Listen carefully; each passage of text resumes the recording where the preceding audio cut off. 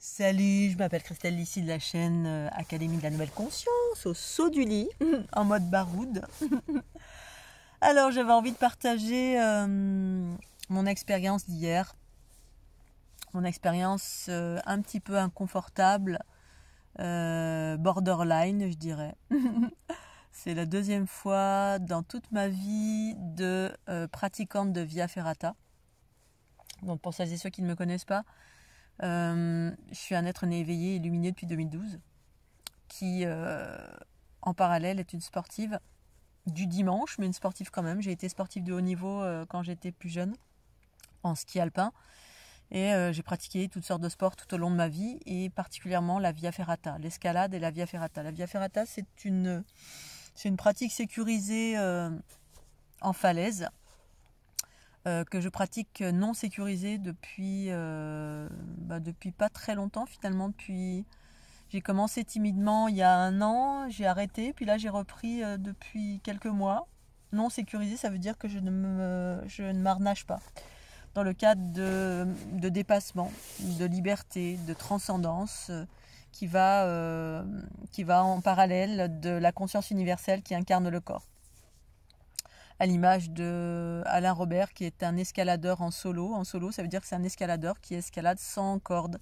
Voilà, il n'y a plus de laisse, il n'y a plus de corde qui vous gouverne, qui vous sécurise. Vous êtes votre propre sécurité via votre discernement et votre corps, donc la conscience associée au corps physique.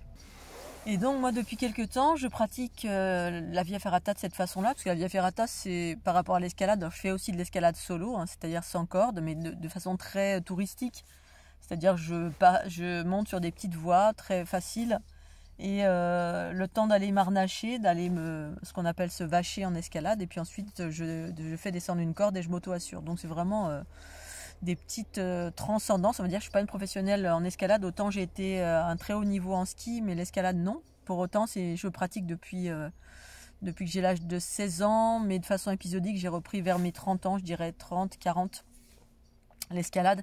Et la Via Ferrata, depuis 30 ans, je pratique. Et je me suis jamais sentie en danger. Jamais, jamais, jamais, parce que j'ai une espèce de discernement. Je sais... je suis pas quelqu'un qui est extrémiste, je vais pas dans les extrêmes, je me mets pas en danger, pour autant je me dépasse malgré tout, mais en douceur, propre au féminin qui est prédominant en moi. Le principe féminin est prédominant en moi, c'est-à-dire toujours en douceur, jamais en force. Parfois ça peut être un petit peu en force, où il y a un petit peu besoin de muscles, mais bon, j'ai pas beaucoup de muscles, je suis pas quelqu'un de musclé. Voilà, je suis quelqu'un qui aime la douceur, et pourtant je suis quelqu'un de très déterminé dans tout ce que je pratique. J'aime aller au bout des choses, entre guillemets. Et là, hier, donc ça fait très longtemps que je ne me suis pas sentie en danger, et parce que j'ai un bon discernement de quand je dois y aller ou ne pas y aller. Voilà, je présume jamais de mes forces, je connais très bien mon corps associé à ma conscience. Et là, hier, j'ai présumé de mes forces. Du coup, j'ai eu une expérience, j'ai eu quelques petits moments de solitude où je me suis sentie un petit peu, et ça faisait très longtemps, et donc c'était intéressant à observer finalement, de me sentir dans une situation de difficulté entre guillemets, parce que la Via Ferrata, par exemple, c'est un parcours aménagé en montagne, dans des falaises. Donc là, en l'occurrence, les falaises étaient assez, il y avait un peu de gaz quand même. C'est une espèce de grosse, on appelle ça une lame calcaire. Donc c'est une espèce de lame comme ça qui sort de terre, qui est très particulière. Donc il y a une certaine énergie aussi. Voilà, et j'étais toute seule. C'est-à-dire que je pratique seule, je suis quelqu'un de solitaire. Je voyage seule, je baroude seule, je grimpe seule, bref, je fais presque tout toute seule. Et j'ai présumé de mes forces hier. C'est-à-dire que j'étais tellement dans l'engouement enjoué de trouver cet endroit magnifique, où il y avait au demeurant 1, 2, 3, 4 Via Ferrata, 4 parcours vraisemblablement un petit. Quand je suis arrivée, j'ai pratiqué le petit tout de suite, qui était juste là au pied de ma voiture, donc j'avais juste à y aller. C'était comme un parcours pour enfants, c'était un parcours pour moi c'est toujours un jeu en fait, c'est vraiment voilà, je joue, il y a plein de jouets sur la planète Terre, donc je joue, et la Via Ferrata c'est le cas pour moi. C'est beaucoup de plaisir, beaucoup d'amour, beaucoup de contemplation, d'être en hauteur aussi, de prendre du recul et de prendre de la hauteur, c'est extraordinaire pour moi. Et du coup, coup, hier, j'ai présumé de mes forces. C'est-à-dire, j'ai fait une première via ferrata, j'en ai fait une deuxième qui était plus difficile. J'arrive à la fin du parcours et puis apparemment, il y a un autre parcours qui reprend. Et je ne savais pas très bien s'il fallait... où était le chemin, c'était pas très bien indiqué. Puis je me suis dit, bon, allez, j'y vais. Mais j'ai jaugé mon corps et mon corps me disait... pas sûr là, j'ai commencé à être fatiguée. En fait, c'était la fatigue parce que je fais très attention à ressentir, à écouter, à discerner. Donc cet espace d'équilibre à ne pas dépasser en soi pour se mettre en difficulté. Et là, j'y suis allée quand même alors qu'il y a une part de moi qui me disait non, pas trop. Et j'y suis allée quand même parce que, un peu par gourmandise. Oh, je vais encore manger du Nutella, non, c'est trop bien. Mais il y a ton corps qui te dit non. Et le non, c'était effectivement, j'aurais dû écouter. Et j'ai commencé à me sentir un petit peu... ça a commencé à être difficile. Et c'est rare, en général, je me sens toujours en pleine puissance. Je suis pas quelqu'un de musclé, mais je suis quelqu'un de très nerveux. J'ai une force musculaire nerveuse, on va dire. Et à un moment donné, ça a été un peu difficile. C'était un peu difficile. Et là, le mental a commencé à s'emballer. Et c'est là où c'est intéressant, ma faculté à positiver et à me dépasser et à observer cette situation de dépassement. Dans une situation où on se dit, mais voilà, comment je vais faire, ou peut-être le mental entre guillemets égotique, c'est-à-dire les formes pensées de peur qui commencent à fomenter, à se dire, oulala, là là, qu'est-ce qui va se passer, je vais appeler les secours ou pas, ou l'hélicoptère va venir, je suis toute seule, parce que dans une via ferrata on peut toujours être secouru par un hélicoptère, mais ça m'emmerderait bien de l'être, parce que en général c'est toujours moi qui secours les gens. Et j'ai vu plein de sauvetages qui ont été réalisés sur les via ferrata, effectivement des grands biscottos, voilà, des personnes même très très... des personnes qui se sentaient très en force, en puissance, et qui finalement saturaient parce que manque d'expérience. Et c'est là en fait où intervient l'expérience, surtout l'expérience, le discernement, la conscience, où justement on ne présume pas de ses forces, parce que des fois on peut penser qu'on a beaucoup de biscottos et puis de se sentir en puissance et puis de faire une via ferrata en se disant ouais, fastoche. Et au final, n'ayant pas d'expérience ni de technique, on peut tétaniser au bout d'un moment, parce qu'on fait tout en bras. On fait tout en bras et il y a des moments, voilà, soit on peut tétaniser, surtout des bras, parce que les garçons ont tendance à y aller tout en bras, c'est-à-dire à avoir tout le temps ce rapport de force, à utiliser les bras plutôt que d'utiliser et les jambes et tout le corps, et les jambes et les bras, et prendre des moments de pause et respirer, ressentir, d'être dans cette intériorité et ressentir à l'intérieur de soi justement comment le corps se comporte, et au moment où il faut s'arrêter. Et du coup, j'ai tellement d'expérience que c'est ce que j'ai fait. Même si à un moment donné, j'ai eu peur, pas peur, mais je me suis sentie inconfortable, parce que je me suis dit, oulala, je sentais que j'étais fatiguée en fait. Et là, je me suis dit, si le trajet continue encore et si ça augmente en difficulté, je voyais que ça augmentait en difficulté. Et là, je me suis dit, mais ils sont fous là, ils ont fait un truc pour Gladiator en fait. Mais en fait, c'était moi qui a présumé, qui est allé au-delà de j'aurais pas dû continuer finalement. Mais tellement désireuse de faire toute la crête de cet endroit extraordinaire. Là, je suis encore à côté, j'ai dormi à côté justement.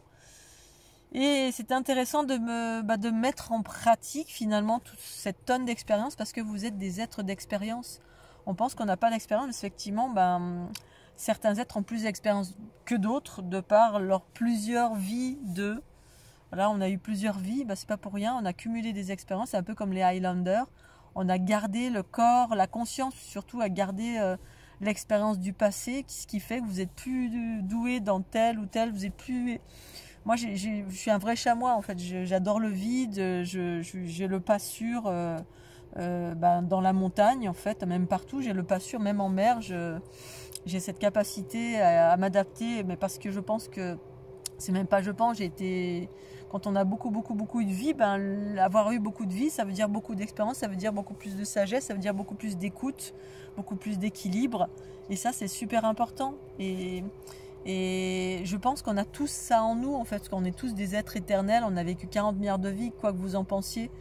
Après, ce qui nous limite, c'est ces peurs desquelles on a été conditionné finalement dans la famille dans laquelle on a pu atterrir ici-bas sur la planète Terre. Mais là, j'ai trouvé intéressant ce dépassement, cette transcendance, alors qu'une part de moi me disait, oulala, je sentais que je commençais à diminuer physiquement, je commençais à être fatiguée. Et du coup, je me posais, on a en escalade ce qu'on appelle une longe de sécurité où on doit se poser plus souvent pour respirer, donc pour oxygéner le corps, pour boire, pour contempler, pour se transcender, parce que la conscience peut transcender beaucoup de choses. Il y a des moments où vous pensez que vous n'avez plus de force et puis hop, vous mettez un peu plus, à un moment donné, un passage un peu compliqué, vous mettez de la conscience associée au corps et puis on arrive à transcender même si on pensait qu'on n'avait plus de force. Bon, j'étais pas exténuée bien évidemment, hein, mais je connais exactement mon corps, comment il fonctionne. Et je sentais que j'avais peut-être un peu présumé et je priais. Je me disais pourvu que ça, qu'il y ait une porte de sortie, que ça s'arrête, là, que ça aille pas trop loin, parce que je sentais que si ça allait trop loin, après il fallait retourner et que ça allait être compliqué. Enfin voilà, donc du coup c'était une expérience intéressante parce que j'ai vu à quel point j'ai cette puissance de positivisme dans l'action, c'est-à-dire que dans la vie on peut parfois avoir des moments de découragement. Alors c'est la vie de tout le monde, hein, dans ces moments de découragement ou pour X raisons, que ce soit mental ou que ce soit physique, mais quand c'est physique c'est vraiment différent.